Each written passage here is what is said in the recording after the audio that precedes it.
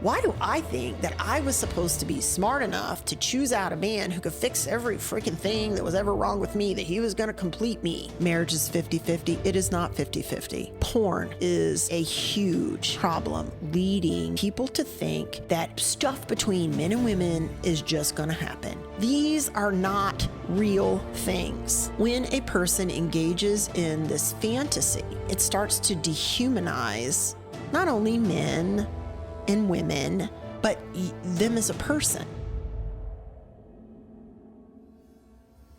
Welcome to the living room. I'm Angel Jones, and I'm happy to have you here in the living room where real family happens. I've always said, who you are at home is who you are. And today we're going to be dealing with some real stuff that real families deal with in the heart of the home every day. Is that good? Amazing. Great. All right. Okay. Wonderful. What are we going into? What's the topic for today? Oh, well, today I think I really kind of like to talk about what my husband and I call the death spiral, and kind of get to the root of how we get into the death spiral. And my primary purpose for sharing about this is because when I was thinking about how I really want to help families, I started to get this sense of how can I really talk to people about how to get it right when I don't always get it right. And in fact, we have gotten it wrong, I would say, 26 years out of the 27 we've been married. And I'm counting certain weekends and holidays and adding up the 1 year of getting it right. It's been a long, hard slog a lot of the time. And, it's not been a dream unless you count the fact that nightmares are dreams. So we're at a very good place now. It took a really long time. It took a really long time as a couple. It took a really long time as a family to get to a point of functionality. And I just want to, share some of the mistakes that we made along the way and some of the discoveries that we made to kind of take what we call our off ramps, to improve how we're functioning. So very cool. When you talk about the death spiral, what is that in relation to? We were talking about before the podcast, talking about some of your passion for, you could help people by you could tell people here's all the things that you could do wrong. And you're like, no, I'd actually like to talk to people about how to do it right. What does that look like? Well, I have often joked, if I can't be a good example, then let me be a dire warning. I used to say that to my kids because it was a train wreck sometimes. And we actually had my son come and, meet, you guys met him last time we were together. And where we were talking about how things are different. And one of the things you and Heather were asking were what was it that made it different? But I guess until I really describe how it was and sort of the steps we had to take to get out of it, it doesn't make any difference. I mean, we all want to show up all cleaned up and, looking good in front of everybody. I'm like, oh yeah. But I don't think that's really as helpful as kind of lifting the hood on, how tough, things could be or have been. But first I want to sort of lay some groundwork. Okay. Because I don't want to just be salacious, telling stories. I don't think, that's very helpful to anybody.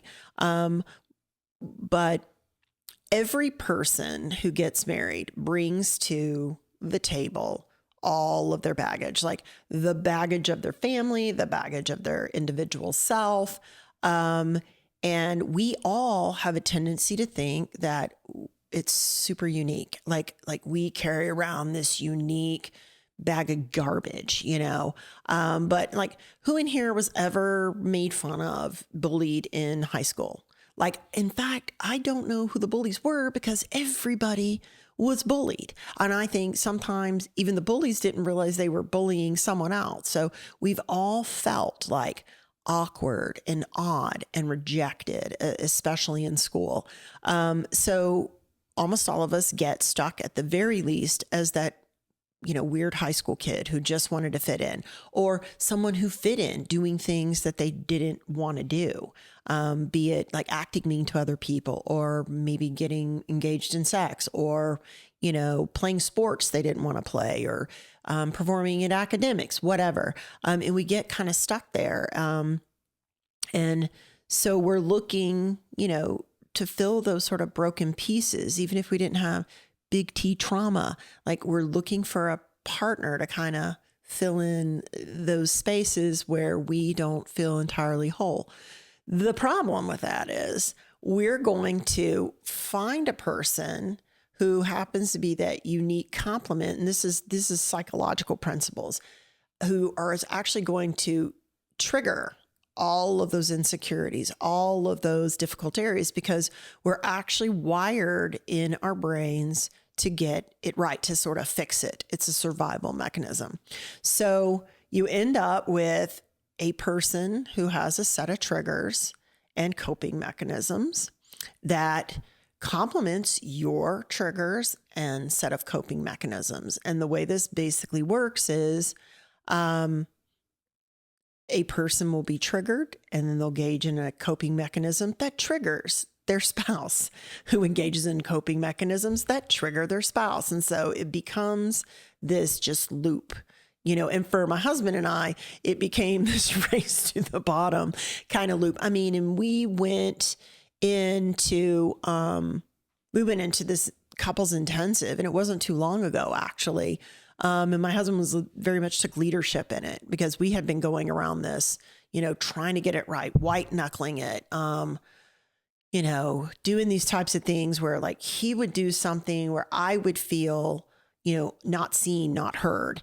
And he's, like, what? I'm just trying to live my life, and living his life really is like doing tasks, trying to bring value to the table through performance. So when my husband is wanting to feel competent and, relevant, important, he tends to get very task oriented. That's the way he dealt with those feelings of, like, maybe I'm not competent, maybe I'm not, valuable. So he starts doing all these things, at which point he's ignoring what I'm talking to him about, or what I'm wanting him to do. And, what I call, like, you're doing all the block checking and I'm over here alone. Like, I'm alone with you. This is terrible. And so that's very much a thing that I developed in my childhood, of, just not really feeling seen, not really feeling heard. So I'd start to, kind of complain and come at him, and which would make him feel incompetent and not valued. So he'd be doing more things. And I'm like, I don't want you to do things. So you could see it would go like this. And it actually would begin to escalate. So we got to the point where, where I started to feel like, if I told him how I was feeling, he was, unsafe, because he was not going to be responsive and be like, oh, so you're wanting me to just come sit with you and talk with you. No, he's not. He's going to do more of the same thing I told him. And so, that turned into like this habit and pattern of interaction where we ended up having to develop, or not, well, I guess we really did have to develop coping mechanisms within our marriage, right? Like, for me, those defenses were criticism. And it reminded me, like, earlier we were talking, like, the 4 horses of the apocalypse. What is that exactly? It's Gottman. So yeah, Dr. John Gottman is just this renowned psychologist who did a study on what leads to divorce. Like, what are the things, like, if you want to know what are the big signs, and we see this clickbait stuff all the time of, like, what are the things that are going to lead to divorce? Well, not being able to keep your stuff in your pants, that'll lead to divorce, but that's not the core. That's more like a behavior that is a type of behavior that indicates a core symptom. And so Gottman actually worked with couples and identified, like, over the course of time, what actually leads to divorce. And One is criticism. And so that occurs when you're attacking your partner's character. So both my husband and I, because we were triggered by one another, began attacking one another's criticism. My husband actually said to me, like, and I know a lot of the people who've met me would be like, that is pretty funny. He actually said, "You're too needy," to me. And I was just like, I need you to listen to me. You're too needy. And I mean, like, literally, I felt like I had just been like struck through the heart, because that's not just, you know, that's not just a, you know, mid-fight thing. That's like an arrow. Like, we all have needs. And we all need to express those needs. And if you express your need to the person, the one person, oh, by the way, who is supposed to heal all of the wounds of your mother and your father and even God wounds, and they say, you know what, you're too needy. In other words, you're too much. Who you are is, you know, just over the top. In other words, your needs can't be met. And in fact, they shouldn't be met because they're excessive. Okay, that's like the kind of blow that's, you know, and I say that not to like demean my husband. I've heard guys say you're too needy about women all the time. She needy, you know what I mean? And it's things that we're putting out there that are create these gaping holes. That lead to, oh, I'm too needy, or maybe you're just weak. Maybe you're not enough. Maybe you just can't handle it. Like, oh, I wonder any guy that's heard that hasn't felt rage. You know what I mean? These are common things that people say to one another in marital fights. Like stuff you would never... Like, would you ever say this to your sister, Jake? If I had one, probably would not work out. You know, that's what no, but I mean, all right, well, then not your sister. Would you say it to your friend, a friend of yours? I've really tried not to. Yeah, exactly. I don't think I've ever said it before. No, you would never say you're too needy. If a friend's like, hey, man, I really need to talk. Oh, bro, you're just too needy. No, but buddy, I need you to be here for me right now. No, you're not going to say that. But on an average Tuesday, men will, because they feel such pressure. That pressure, again, of, you know, filling the shoes of every person that's ever damaged their partner. It's a unique relationship. It's one we go to, you know, I think we go to it very much as consumers, you know. And that's a part of the problem. Now, it's the best lies, right, are 99% true. We do go to our marriages as consumers, okay, but not only to consume. And I think that's the real problem. And we also go, we're not really cognizant of the fact that we're looking mostly to consume. You know, a lot of times people talk about this, marriage is 50-50. It is not 50-50. It really needs to be 100-100. And there are many days, I think Brene Brown talked about this, where you don't have 100. You don't want to have 100 to bring. And nobody has more than 100. You know, they really don't, you know? And so getting into communication, getting to a point in communication where you can talk about, like, give signals to your spouse, like, hey, I'm at about a 48 today. This is how much I've got. And if someone has a little extra, you know, or at least can go, okay, I see that, I hear that, I can acknowledge that. And, you know, let me get my needs met elsewhere. Like, I'm gonna call my buddy Jake because he'll never tell me I'm too needy, right? So, but anyway, the first one was criticism. The next one is contempt. That couples who treat one another contemptuously are destined for divorce. They really are. What does that look like? Well, it looks like, and I'm reading off of, you know, got to air off Gottman's list. It's eye rolling, sneering when the other person talks. It's being sarcastic. And I'm not talking about the love language of sarcasm, like where people joke and pick it because they know, you know what I mean? But it's like really being sarcastic when someone is revealing their heart or their thoughts or their needs or what have you. Name calling, disrespectful language, and mocking. That is primarily what that look. And in fact, contempt is the number one predictor of divorce. In fact, contempt is the number one predictor that you're not going to be in relationship with anybody. When you're feeling contemptuous towards someone, you don't like them.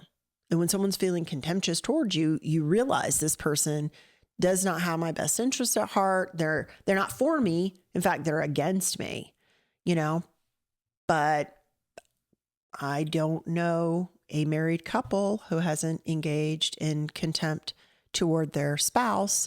And again, it's because they're being deeply wounded in daily interactions in a way, one, they don't let other people do this. And two, that other people just generally don't. I mean, maybe siblings have this ongoing sort of,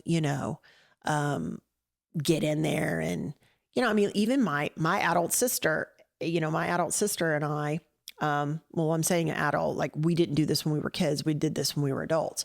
We'd get into these tiffs when we were kids and completely unapologetic, say the craziest stuff, the worst stuff, and then when we got older, because we had kind of set a little bit of that up in childhood, we would get into kind of an argument about a thing. And I think honestly, it'd be more me than her. I'd be like pretty kind of sarcastic. She's my younger sister, kind of sarcastic. And she'd be like, wait just 1 second.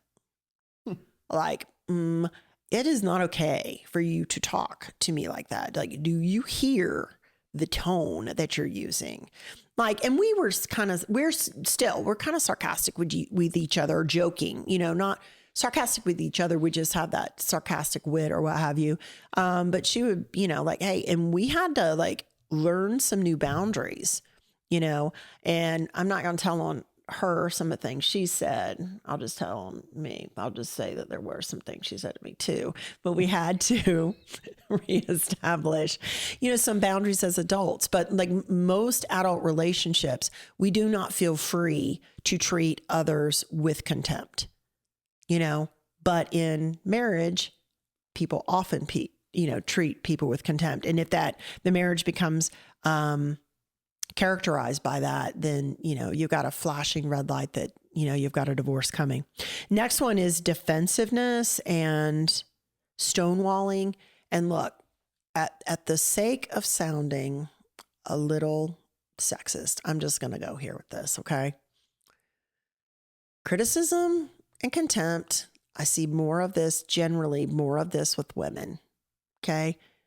But defensiveness and stonewalling, these are like guys, like sidearms or something, like if a woman says something to her spouse, almost always they're wrong, Now it really honestly doesn't matter how it's said. If a man feels criticized, he is almost always going to jump to defending what he did. Like, well, oh, well, you may take it that way, but that's not what I meant. When I was only trying to, type of thing. And it's a continual deal. Eventually, if the defensiveness doesn't work, that's when we flip into stonewalling, So again, like, let's think about this. Man's triggered. Let's start over here. Woman says something that sounds critical. Okay, I'm not even going to say she's criticizing at this point. Mm-hmm. Woman says something that sounds critical. Man is triggered and he defends. And that triggers, because like, wait a second, you're not hearing me. What I just said to you was, so she says it again. And he's like, okay, now I'm triggered because, you're nagging. And then we get to some more defensiveness, which causes like, okay, all right, not only do you either are not hearing me or you don't care. I'm going with you don't care at this point. And then the contempt starts to come in with the criticism. You know, man feels his character attacked, he's out. And this happens on the daily. But it doesn't just happen on the daily. It happens like that. You can go literally from like having a nice breakfast to, you know, I don't know. I'm trying to think of something. We do a lot of these little things all the time. I wish I could think of like an easy story. I get offended easy sometimes, and so does my husband, honestly, with little stuff, you know, like, well, my husband the waitress will come over to put water in his glass. I don't have water in my glass, but didn't say, hey, would you also fill some for my wife? I'm talking to somebody other. Like, well, why didn't you ask her to put water in my glass? And he was like, well, like, am I responsible for your water now? And I'm like, well, how hard is it for you to just ask her to give me some water? I need a drink too. Like, it's just being considerate. Oh, so I'm not considerate. I'm a very considerate person. In fact, I'm the one who brought you to this breakfast in the first place. Oh, okay. So you bringing us to eat is somehow specific consideration for me. Okay. You know, sure, whatever, fine. And that's that. Like, that is, I mean, and maybe everybody's not as crazy as we are. And that's not a direct argument, but I could see this happening. I could see this happening at the Pancake Pantry. There have been many a breakfast that we've had that has ended up in something equally dumb, you know, and it goes just this quickly. And believe it or not, it's that exact thing when people are asking that argument right there is why people get divorced. That pattern right there is why people get divorced. Because if my husband can't go out to breakfast with me without ending up shutting down, then why wouldn't he be looking around or interested in someone who he thinks, hey, maybe this lady over here is going to appreciate all the things that I do? Because when I'm saying, hey, you weren't considerate or you didn't think of me in this particular situation, he feels like all of the things that he does on the daily, you know, including, you know, going to work and, you know, taking care of tasks for, you know, in our house or for my family or with the kids or, you know, et cetera, have meant nothing. Like, absolutely nothing. I don't see it. I don't appreciate him. You know, he's an inadequate provider. Like, he can't ever make me happy, you know, literally. And I am supposed to be responsible for that. Okay. One, I'm not. I can't be. That's his stuff. It really is his stuff. Okay. But also, you know, I've got responsibility for understanding that, like, hey, if my husband doesn't think to get my glass filled up with water, it also doesn't mean I'm not seen, I'm not heard, you know, I'm not cared for. I can't count on him. I'm unsafe. I can't even, you know, say something. I've got to take responsibility for the fact that, you know, I've got my junk going on too, which leads me to say things. Because, like, don't you think after 27 years of marriage, it might occur to me that getting into his ass about not getting some water for me is going to create a problem? I mean, literally. But you know what? Am I thinking about him? No, I'm thinking about my feelings. Oh, my husband doesn't think about the fact that I need water. And what am I, a baby? Like, do I not literally do not have a mouth? What I could have said maybe instead was, hey, I could use some water. If you see her again, would you ask her to get me some water too? And I assure you, in that situation, my husband would not just do that, but he would be like raising his hand, probably get up, go get my water, etc. There's different ways we have of meeting those needs. So why do we stay in this loop? And it is my very firm opinion at this point in time is we stay in this loop because we don't ever really get to the root of why we're doing the things that we're doing. Like, I don't examine why I am complaining about my glass being full. You know, my husband doesn't always examine why he's engaging in busyness. You know what I mean? In those coping mechanisms, you know, in the complaining, in the criticizing, in the contemptuous behavior, in the stonewalling, in the defensiveness. And if we say those are our four, you know, things that we're doing, we got to get up under this. And guess who is perfectly positioned to make sure that you do get up under it? It's your spouse. You know, because who else are you with night and day, relentlessly pressing on all your buttons? They're the only ones, you know? So, you know, does that answer? That's a very long answer to your question. How would you codify what, like, for example, in that situation, how would you codify the feeling that you're feeling? And what would you codify that he's feeling? Because you said he needs to work on his stuff. You need to work on your stuff. What is that? How would you codify that thing that needs to be worked on? Well, it depends on the person. That's what, you know, it's kind of like we were talking about before, you know, like for me, it really is incumbent upon me to be like, wow, you know, Ryan just got his glass filled and he didn't get mine. And I'm feeling really hurt and overlooked. Like, where is that coming from? Like, because, you know, I could say, I can go here in my, well, for 27 years, he hasn't bothered to even get my glass filled. You know, he's got a drink, but he doesn't make sure I have something to drink. But if I really started examining that, like, is that true? Is it really true that he doesn't give me something to drink? No, in fact, that man brings me coffee every single morning.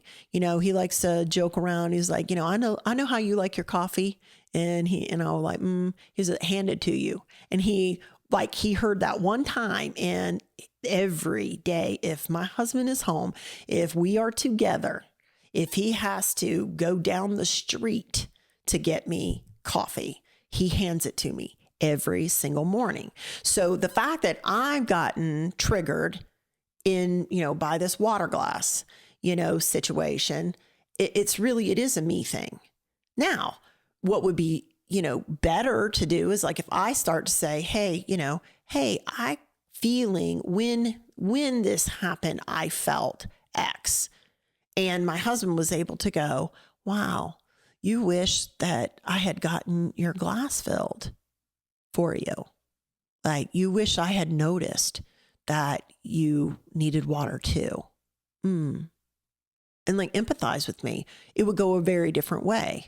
But like, we can't rely on our spouse. Like, remember I told you, like, we all need to bring 100 to the table every day, but we don't always have 100. Okay. So, you know, I may in a moment of lucidity, you know, process my feelings on the spot and say that. And my husband may still go, what? You know what I mean?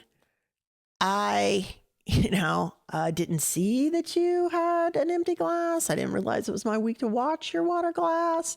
You know, who knows, kind of thing.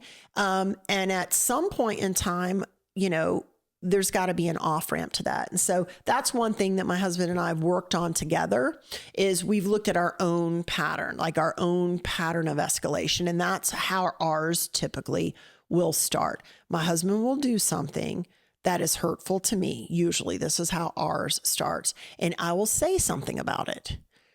Saying something about it, whether it is critical or not, is very often perceived to be critical. Okay.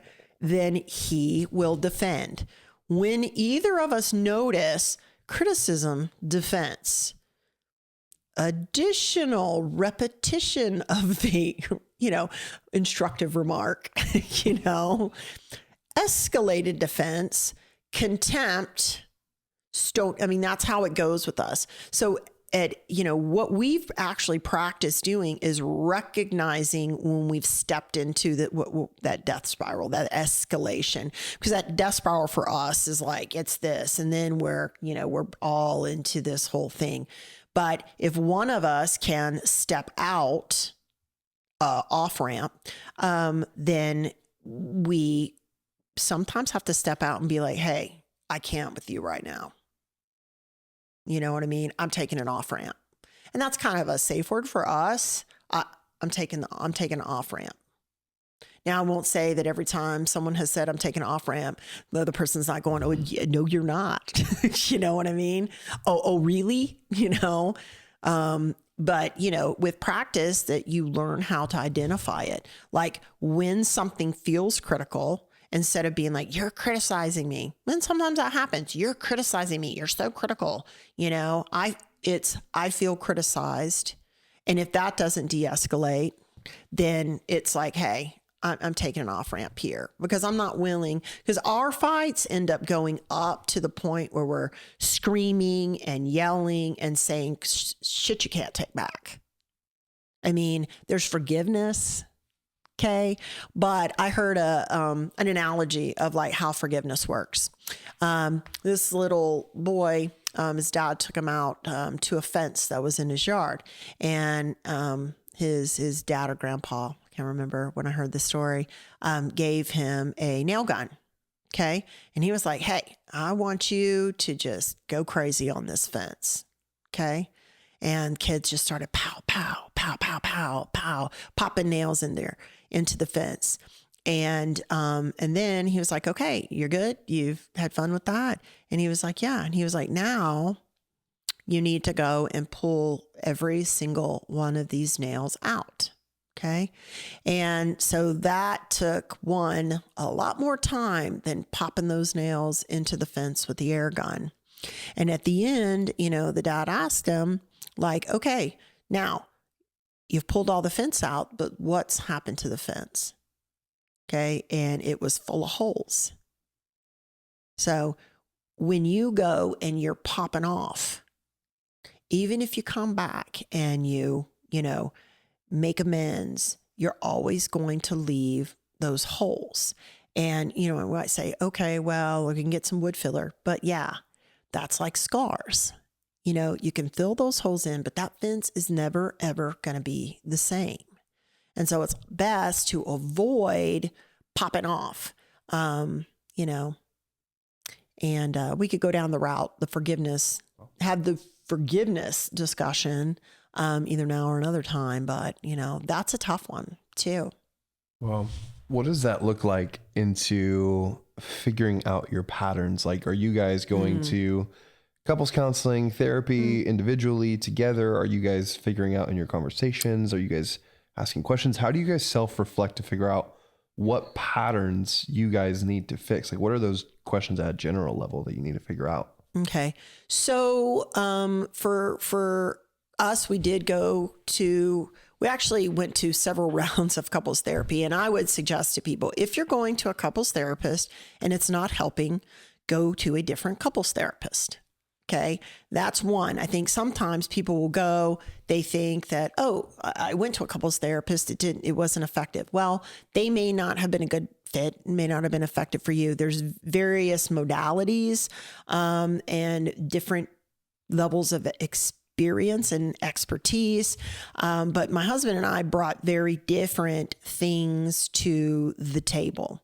And the way my husband was raised, he had parents who were a little bit older. They were greatest generation folks. Like his folks were, I would say, more like the silent generation, you know, there's generational impacts there. And so in his household, kids were to be seen and not heard. Everybody worked hard. When we were looking at that family dynamic, they were actually, you know, I think they were good parents. And I will say his parents were good parents. But in terms of having meeting emotional needs, or having, you know, using emotional verbiage or dealing with heart things, that was not their strong suit. They were much more doers very productive people, planners, teachers. So all of those, the physical needs and the logistical needs and all of those things were met. My husband decided to go into the military when he was 17 because like for him, that looked like a good plan. I mean, he was planning for retirement at age 17 and decided what he wanted to do and his path for life, at a very young age. That doesn't typically happen either, unless you grow up in a household where there is a lot of structure, which he did. And you're also very comfortable with that structure, which he is. And so, he was like your, pretty stereotypical, like military guy, like went through the steps. He's very habituated. He gets things done and, he gets a lot of positive feedback for that. But that left him a gap in, dealing with emotions and in particular anger. So in his family, you weren't allowed to be angry, like if you were going to yell and shout, it had to be like when you're watching a ball game, that was pretty much it. There wasn't yelling in the house. There weren't arguments in the house. Conflict was not discussed. Conflict between the parents was definitely not, hashed out at all in front of the kids at all. Now, I asked my father-in-law at one point in time, and my mother-in-law as well. I'm like, it's like, you guys never fought in front of your kids. Is it because you never had disagreements? And my mother-in-law said, no, pretty much not. And my father-in-law was like, and so in that dynamic, it was sort of one of these things where, my mother-in-law had the plan and had a system, and my father-in-law was a go along, get along kind of guy. And so there may not have been these, hidden fights kept behind closed doors in fact, but my husband didn't learn how to deal with conflict and didn't learn how, especially to deal with anger, like when he felt angry. So, and then on my side of the equation, my family was like, if it wasn't in conflict, it was weird. Like there was always some kind of something going down in our, small family, in our extended family. It was on almost at all times. So, so when my husband met me, he saw me as like, sort of this fiery, intense, kind of emotional, which was attractive to him, but he didn't know how to deal with it. Like he really didn't know how to deal with it. And then he started feeling his legs a little bit with, feeling angry and expressing anger. And it was very messy. Like it was very ugly. And in fact, he would, because he didn't learn how to regulate, he would go from like 0 to enraged, like flipping out. You know what I mean? And because of the environment I grew up in, we all have responses to that type of thing, fight, flight, fawn, freeze. Okay. Well, I didn't fawn. I didn't flight. I didn't freeze. And so it was on. It was like WWF up in our house. And I don't mean we were necessarily, and I use WWF on purpose because it's like, wrestling that they're like, everybody is fake. But it's still like people all over the place. It's chaos and people bouncing out the corners and you know what I mean? And, and for my kids, that was scary. It was tough. It was really tough. And we were so in that. And we didn't figure our way out of it actually when our kids were young. We didn't. We were in it to the extent we couldn't even recognize what our kids were going through. And that's part of why I want to talk to people about what's going on in their marriage. Because if I can help people understand, listen, you're normal. Like you're normal. What you're dealing with in your marriage happens in all of them to a greater or lesser extent. It doesn't always look like mine did, okay? But that pattern happens in every marriage. It is a normal part of being married. Okay. You're not a weirdo. It's not unique to you. You're in a situation where if the both of you want to work on this, you can make dramatic improvements, and especially make improvements for your kids. If you don't have kids right now, great, make your own life better and make your work life better and make your friend lives better, because nobody wants to be around people who are either in big fights or in a Cold War or who pretend to be happy all the friggin' time. Like, hear me out for real. What people really want and need is to be in real relationship with real people. And I'm telling you that this is the real deal. This is the real stuff that I see that land people in my office every time. They are not in there fighting during a divorce over, major ideological problems. People joke around. It's about the toothpaste. It's never about the toothpaste or leaving the toilet up. It's about, I needed you to hear and see me and to see where I hurt and to help me, support me as I heal. And I need that also from you. And that you both, with compassion and understanding, without taking the responsibility, because you don't have responsibility for the other person's stuff. You have that responsibility to care about that person and support them as they're dealing their stuff. And if you both do that, you don't have to be divorced. And you can be that couple. Literally, you can be that couple that everybody wants to be. And we all know this couple, right? Like, oh my gosh, how did you get to this point? Or, people just flock to them like a magnet. And people flock to like a magnet because it's true and it's good. And being sold this bill of goods that all marriage has to stink and, I'm in it for me and you're in it for you and hopefully it all works out. We have to, and I'm just going to use a term of faith, we have to be willing to die to ourselves in that way. You know what I mean? Own our own stuff and deal with our own stuff enough that we can actually be there for somebody else. So. It's really good. Is there a fourth piece of the book?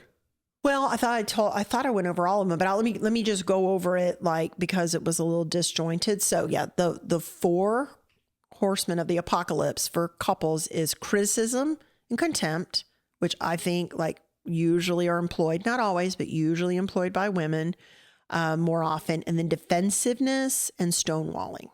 Oh, okay. Gotcha. Those are the 4. Wow. Okay. And, so, and, I like to talk specifically, if we can, about that stonewalling.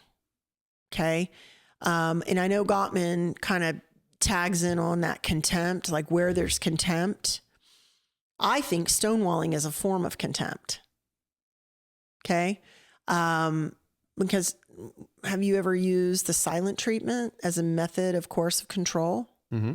Doesn't it show an absolute disregard for the humanity and feelings of another person? 100%.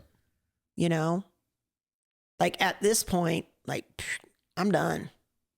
I'm not even going to dignify you with a response, And I don't think most men look at it that way.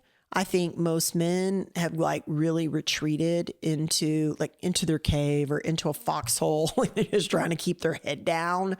It feels like self-preservation, but that's antithetical to masculinity. Truthfully, all of it is. Self-preservation is not a masculine trait. Okay, and fighting to be seen and fighting to be heard isn't feminine, if we want to get into feminine and masculine traits. So what's actually happening when we engage in this infinity, loop, this conflict loop, we're not even being ourselves. We're stepping out of even being who we're meant to be, doing, serving in our proper roles. And, and I'm not talking about gender roles, although I am, if that makes sense. Because, if we are to buy into this idea that we both have sort of feminine and masculine traits, but women tend to operate best in their in the feminine. And that doesn't mean that they don't defend, and that doesn't mean that they're not strong, and it doesn't mean that they don't take care of business. It most definitely does. But they tend to be, like the holder of heart, they tend to be the one who has the capacity to deal with hard things that are emotional, and men tend to be able to do, to deal with the tougher things that require more brute strength. They become a little more impervious to how tough things are physically. I mean, there's a reason why, by and large, when we've all watched the movies where it's like, oh, the aliens have come, and and like the dad's like going, okay, stay here with the girls. I'm gonna go and crawl across the floor and get the weapon or whatever like that. It's not, the guy doesn't sit back there, hey honey, I'll sit here with the kids, you go get it. It's not what happens.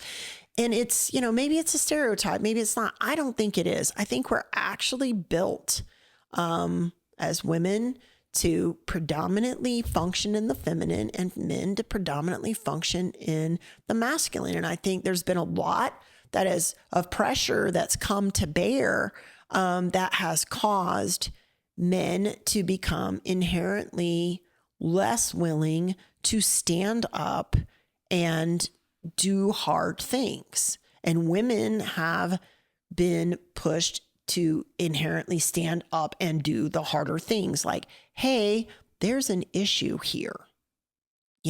We need to talk about. The man's like, oh, I can't hear it. I can't deal with you in your whatever. And the woman's like, are you kidding me right now? So like, okay, so I have to be the woman and the man. And then the man's like, you're emasculating me. Really?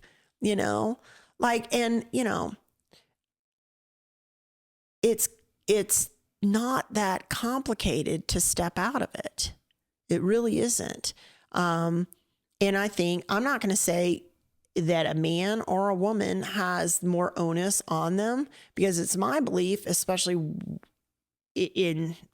particularly in a marital couple, you're one. Okay. So you're both in it together, and somebody's got to get off that merry-go-round, and if it happens to be like, okay, I need to step into the feelings aspect of like, why did I feel so crushed that he didn't get me some more water? Like, what's going on? Like, where is this even coming from? Like, was I overlooked, as a kid? I have a really terrible habit of not drinking water. Do I want to be saved from my own bad habits? Like, why at 55 do I think someone's coming to save me? And why is it I think that this man is going to be the one to do it? What is going on with that? And then I can start to express to my husband, we're not at the restaurant anymore, but we're in the living room. And I'm like, hey, I want to talk to you about something that, I processed earlier this afternoon. This is about me. This is not about you, but I want to share this with you. Are you in a place where you can hear from me right now? Allow him to be like, I had kind of a tough day. It's not really a good time. Or I'm a little afraid about what you're about to lay down. You know what I mean? So how intense is this about to get, and start to have these real kinds of conversation. It sounds weird to a lot of people, but like, look, you're not living out a romance novel. I'm going to tell you, here's something that I'm going to throw up into it here, but I almost throw up in here. Porn is a huge problem, leading people to think that stuff between men and women is just going to happen. And I'm going to tell you why. It's because, like, what happens in a porn movie? I mean, I've seen a couple porn movies, so I'm not going to ask you to describe it. So what happens, like, from my perspective, and I don't know if I've seen good porn or bad porn or anything in between. I just know what I've seen. But here's how I typically see it. guy kind of walks into a room and then a girl's there like, oh my gosh, I can't wait to hop on your jock. Yeah, baby. Yeah, awesome. And they just stand there and the woman's like, you're just doing it so perfectly. And the guy's doing nothing. And this woman's like all over it. Like it's, and then, multiple orgasms. And the guy's like, just, goes on forever. These are not real things. Okay. And the way that it's utilized, right, is you got a guy who is, probably either feeling lonely, or has gotten into a habit of using porn, just for gratification, lots of other reasons. I mean, the porn is there's whole recovery programs for people who become addicted to porn. Okay. So it's not innocuous. It can really, lead to some very serious life problems. And in fact, people end up divorcing, not necessarily because of the porn itself, but I think it's like porn is like a symptom. The use of porn is a symptom. And we were kind of talking about the fruit of a root of a problem. And I think what ends up happening is when a person engages in this fantasy, it starts to dehumanize not only men and women, but them as a person. They start to like, I'm going to make everything up in my head. The whole world is supposed to do what I imagine it's going to do. If I think it, therefore it must be. And they become way less interested in reality. Not just the reality of like, hey, having sex with a real person, my spouse, but just reality in general. Like, in my mind, I'm the greatest and everything happens just like I want. Therefore, why shouldn't that just happen everywhere else? And I know logically that doesn't make a lot of sense, but think about it, like what you meditate on, what you spend your time thinking. And there are a lot of people that spend a lot of time with porn and a lot of time, in those, types of alleys. And so I think when it comes to like, real life scenarios, like we have this imagination from movies. Women do a certain amount of this too. I think it's more romance novel-y type stuff. And I'm not saying no women use porn. There are women who use porn. But I think what markets to women is more romantic. It's more, this guy sees me. He just thinks I'm the most beautiful thing across the room. I'm smiling. He's blushing. All these. We want a guy to be simultaneously very sensitive and very cute and also be able to kick everybody's ass and all these other things, like all these things that like guys cannot be simultaneously. And we get this going in our head. So when someone makes a suggestion like, hey, let's sit down and have this 15, 20-minute conversation about how I felt about my glass not getting refilled and where that really took me and what was going on and how this relates to my childhood and what kind of,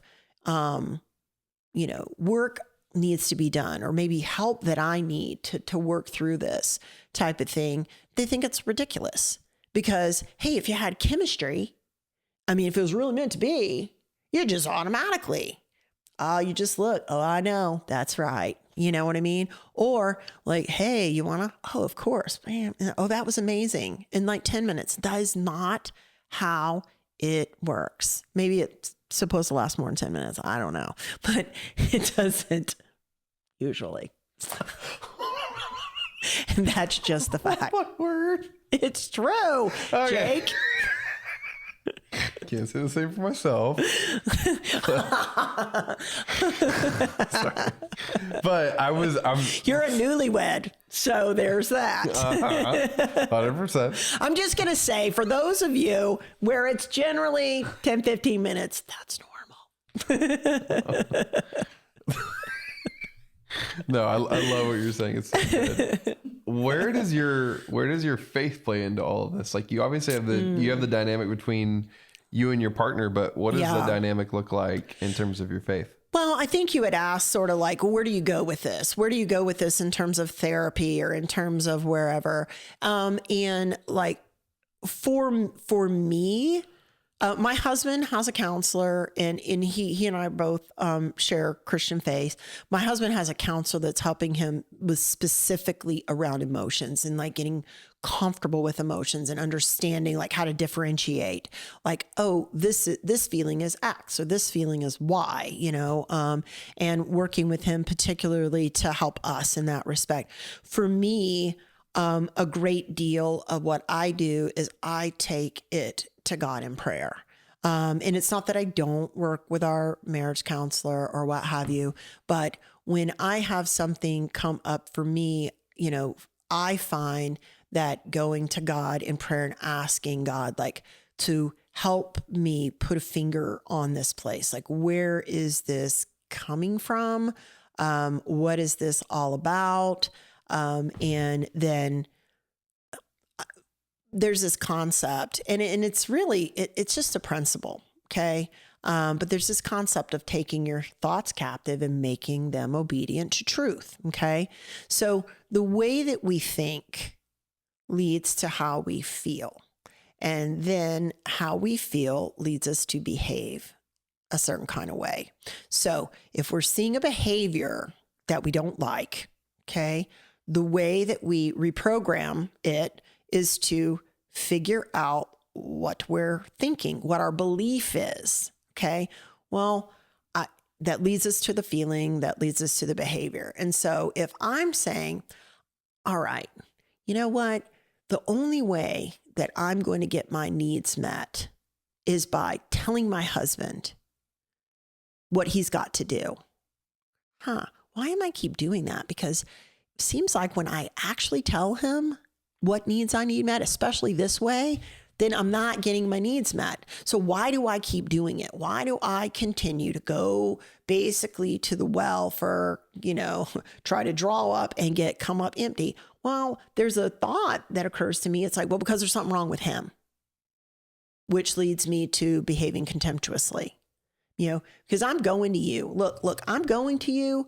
My expectation is you're going to give me what I need. And when you don't, I'm either going to become angry with you for withholding it, or honestly angry with myself for being dumb enough to pick out somebody who couldn't give me what I needed. Like, and the question then becomes like, why do I even think these things? Why do I think that Ryan's supposed to be my source?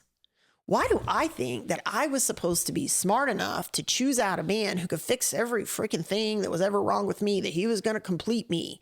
And how could he possibly know these things, And so then I have to confront the lie that like, I am relying on Ryan to provide things that Ryan can't. Some of the things that I'm expecting Ryan to provide things, like I need to provide myself.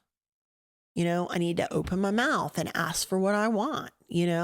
I also need to extend grace, to people around me. That's something I tend not to do. I'm kind of a harsh taskmaster. I'm harsh with myself. Therefore, I'm harsh with other people. But at the bottom line is there's some empty places in me. There's some holes in me that only God can fill. And so I have to go and I have to say to God, like, hey, I need you in these places. I had a stepdad who adopted me when I was little, but I didn't have a father. I was like kind of an orphan girl, and we can talk about that maybe another episode, but that left me with needing a father, and guys like to joke about girls with daddy issues. And I probably fit the stereotype of, girls with daddy issues, especially, in my younger years and stuff like that. But having those issues, those feeling like an orphan and not having someone have served in that father space, is something that I've got to deal with, that God's got to deal with in me, because my husband is meant to be my children's father, not mine. So well, that's really good. Anything else you would add? No, at this point, I just would encourage people like, that like if you're going through a tough time, that it is normal, that there are ways out, that, maybe if you didn't catch like, sort of that, the way I lined it up, and really it's pretty easy. It's with two partners. It's the trigger coping that triggers the coping, trigger coping. And if you can start to see that, like map that out, that's a huge step toward making things better, because it only takes one person to take that off ramp. It only takes one person to get out of that loop. So Cool. Mhm. Amazing. Huh? You want to end it off? What's that? You want to end it off? Yeah. So, and how do you want me to do that? However you want to. What did I do the last time? I don't know. Like, but yeah, though, thanks for joining us, in my living room. I hope you'll come back and spend some more time with us. And in the meantime, take care.